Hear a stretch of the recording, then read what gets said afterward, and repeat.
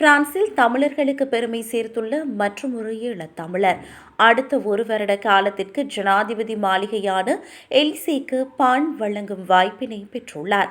பிரான்சின் தலைநகர் பாரிஸில் நடைபெறும் வெதுப்பகர் விருதை மற்றொரு ஈழத்தமிழரான சிதம்பரம் பிள்ளை ஜெகதீபன் வென்றுள்ளார். பாரிஸ் 14வது வட்டாரத்தில் வெதுப்பகம் நடாத்தி வரும் ஜெகதீபன் பாரிஸில் சிறந்த வெதுப்பக விருதை 142 போட்டியாளர்களை முறியடித்து வென்றுள்ளார். உலகத்தர தேர்வுகளில் ஒன்றாக கருதப்படும் இந்த போட்டியில் வடிவம், நிறம், மனம், உள்ளமைப்பு, சுவை, எடை மற்றும் உப்பு அளவு உள்ளிட்ட பல தரச் சான்றுகளின் அடிப்படையில் சிறந்த பாரம்பரிய பிரெஞ்சு பாக்கெட் பான் தேர்வு செய்யப்பட்டுள்ளது. 140க்கும் மேற்பட்ட பங்கேற்பாளர்களிலிருந்து தேர்வு செய்யப்பட்ட இவர் 4000 யூரோ பரிசுத் தொகையுடன் பிரான்ஸ் குடியரசுத் தலைவரின் அதிகாரப்பூர்வ இல்லமான எலிசே அரண்மனைக்கு ஒரு வருட காலம் பான் வழங்கும் பெருமையையும் பெற்றுள்ளார்.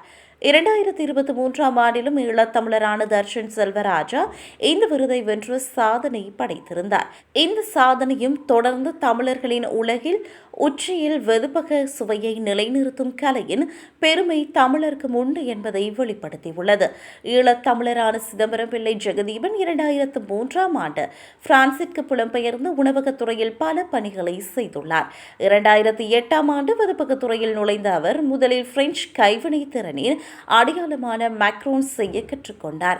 அதன் தொடர்ச்சியாக பான் தயாரிப்பில் ஆர்வம் காட்டிய அவர் அதில் முறையான பயிற்சி பெற்று 2018ஆம் ஆண்டு தனது சொந்த வணிகத்தை ஆரம்பித்தார். ஒரு சிறந்த பாரம்பரிய பான் என்பது நீர், மாவு, உப்பு மற்றும் ஈஸ்ட் ஆகியவற்றை சரியான கலவை மட்டுமே அல்ல, அதன் நொதித்தல் கலைதான் அதன் தரத்தை தீர்மானிக்கிறது என ஜெகதீபன் நம்புகிறார். அவரது விருது பெற்ற பான் போட்டியின் விதிகளுக்கு அமைய சரியாக 250 தொடக்கம் 255 கிராம் எடையும் 50 தொடக்கம் 60 சென்டிமீட்டர் நீளமும் கொண்டது.